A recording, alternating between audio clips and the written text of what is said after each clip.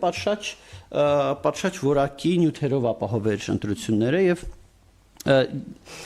ծրարների այս խնդիրը կար։ Նշեմ, որ նախընտրական փուլում դաշինքը ներկայացրել է հանցագործության մասին 3 հաղորդում,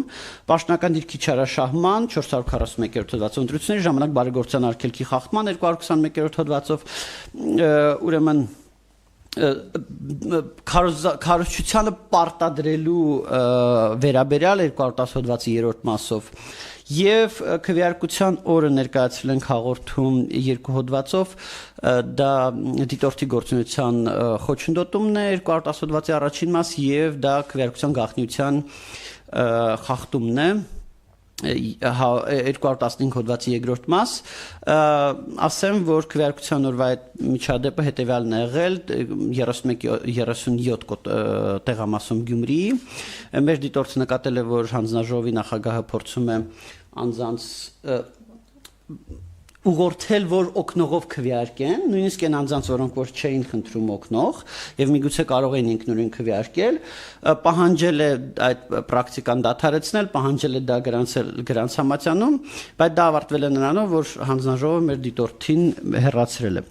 Եվ այստեղ մենք քվեարկության գաղտնիության եւ դիտորդի գործունեության խոչընդոտման կապված հաղորդում ենք տվել։ Մենք ներկայացրել ենք նաեւ մի շարք հաղորդումներ վարչական իրավախախտումների վերաբերյալ կենտրոնական տրական հանձնաժողով, ինչպես նաև արդարադատության նախարարության անձնական տվյալների պաշտպանության գործակալություն, որը մի քիչ բացառիկ է ընտրությունների կոնտեքստում, մասնավորապես ուրեմն քարոզարշավին մասնակցելու իրավունք չունեցող անձի կողմից քարոզարշություն իրականացնելու մասով մասնավորապես կարող եք նշել մասնավորապես խոսքը Ռուսաստանի Պետդումայի պատգամավորի մասին էր այս դեպքում, ով քարոզում էր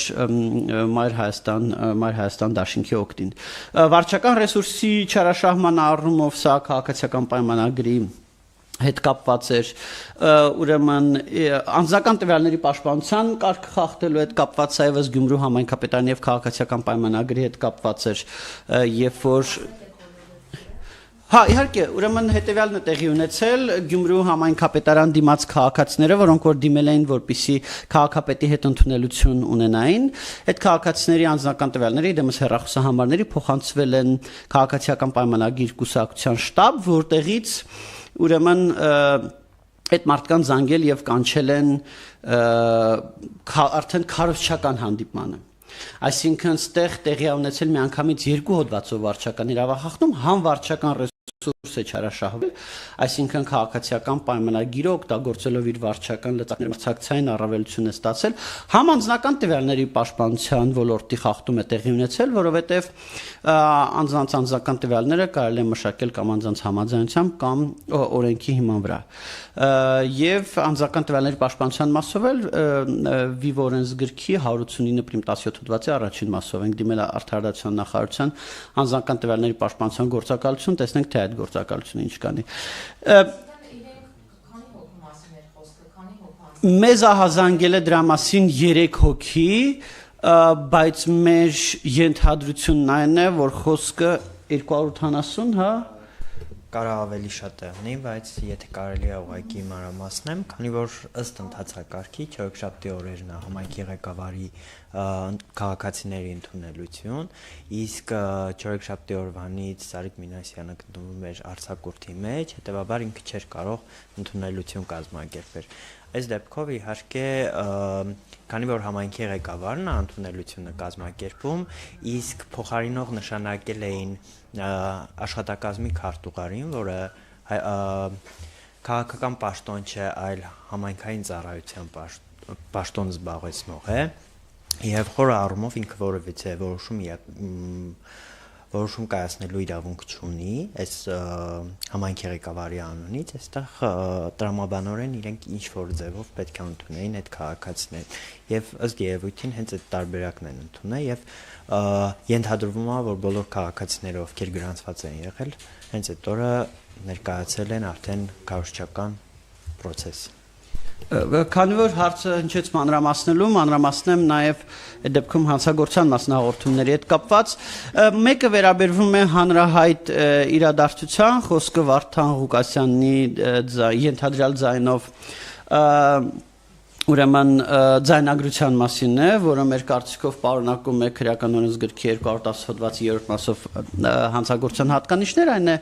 անձանց քվեարկության մասնակցելու պարտադրելը, որը որոշակի եւս վերապայմանների իհարկե ենթադրում է։ Եվ ուրեմն Մարտուն Գրիգորյանի անունից բարեգործության եւ նախընտրական կառույցության մեկտեղման արգելքի խախտմանը շիբինա պատման հետ կապված այս դեպքով արդեն ուրեմն իրավասու մարմինները քրեադատավարական գործողություններ կատարում են, որը շատերը երևի տեսել եք, եւ ուրեմն քաղաքացիական պայմանագիր կուսակցության մասով է երրորդը, որը երկու հոդվածով ենք ներկայացրել, համ բարեգործության արգելքի խախտման, համ 221-ով, համ պաշտոնական դիրքի չարաշահման 441-ով։ Խոսքը հետեւյալի մասին է. ամսի 14-ին, չէ՞, 12-ին մարտի Սարիկ Մինասյանը քաղաքացիների հետ հանդիպման ժամանակ տալիս է մի շարք խոստումներ, այդ թվում ճանապարհների հետ կապված։ Այդ խոստումների մեծ մասը նախընտրական խոստումներ էին, այս ճանապարհը կվերանորոգենք, սա ասենց կանենք, նանենց կանենք, որի մենք բացարձակ խնդիր չունենք, բնականաբար քաղաքական գործիչները պետք է նախընտրական խոստումներ տան, բայց միաժամանակ ինքը ասել է, որ որպես ժամանակավոր լուծում մենք շիբինապատում կիրականացնենք ստեղ։ Եվ դա վերաբերվել է ոչ թե ընտրություններին հաջորդող ժամանակահատվածին, որը կարող է նախընտրական խոստում լինել, այլ նախորդող, ինչը արդեն նախընտրական խոստում չի։ Միաժամանակ, քանի որ մենք համայնքային բյուջեում չգտանք, որ շիբինապատում նախատեսված լինի, մենք նաև չենք համարում, որ դա եղել է իր պաշտոնական դիրքից բխող գործառույթ։ Հետևաբար, եթե ոչ պաշտոնական դիրքից բխող է, ոչ էլ նախընտրական խոստում է, որտեղ նախընտրական խոստումը վերաբերում է ենթադրյալ գործողություններին, որոնք պետք է անես կամ չանես ընտրություններից հետո։ Հետևաբար, դա ուրեմն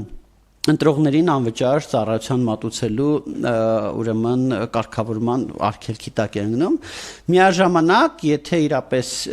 դա բյուջեով նախատեսված չի, իսկ մենք չգտանք, հեսա իմ գործընկերի հետ մասով մի քիչ մանրամասներ կասի, մենք